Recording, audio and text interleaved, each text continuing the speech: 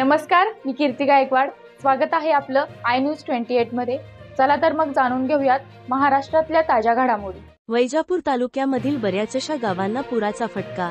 वैजापूर तालुक्यातील बळेगाव, जिरी, मनोली, बिरोळा, अंचलगाव, टुनकी, दशकुली, कविटखेडा या गावांना अचानक ढगफुटी सदृश्य पाऊस झाल्याने बऱ्याचशा शेतकऱ्यांना पुराच्या पाण्याचा फटका बसला.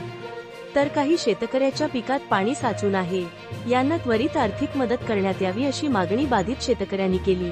त्यामध्ये बळेगावातील स्वप्नील प्रकाश सूर्यवंशी यांच्या कपाशीच्या शेतात नाल्याचे पाणी घुसल्याने जवळपास सुमारे 1 एकर कपाशीचे नुकसान झाले.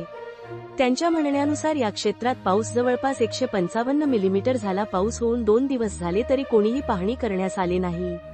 त्यांनी सांगितले की पीक पाहणी ॲप चालत नाही, आम्ही पीक विमा भरलेला आहे. तरी पण ही नुकसान भरपाई भेटेल की नाही असा प्रश्न त्यांनी कृषी विभागाला, विमा कंपनीला केला. शांताराम शंकर सूर्यवंशी यांच्या शेतात नाल्याचे पाणी घुसून कपाशी पिकाचे नुकसान झाले आहे. इंडिया न्यूज 28 वैजापूर तालुका प्रतिनिधी अनिल सूर्यवंशीची रिपोर्ट. नमस्कार भाऊ. नमस्कार. आपला परिचय सांगा. स्वप्नील प्रकाश सूर्यवंशी, गट नंबर 120. तुमच्या गावामध्ये अंदाजे किती पाऊस झाला असेल? आमच्या गावात अंदाजे 155 इतका पाऊस पडलेला आहे. तुमचं अंदाजे क्षेत्र किती नुकसान झालेलं आहे आता?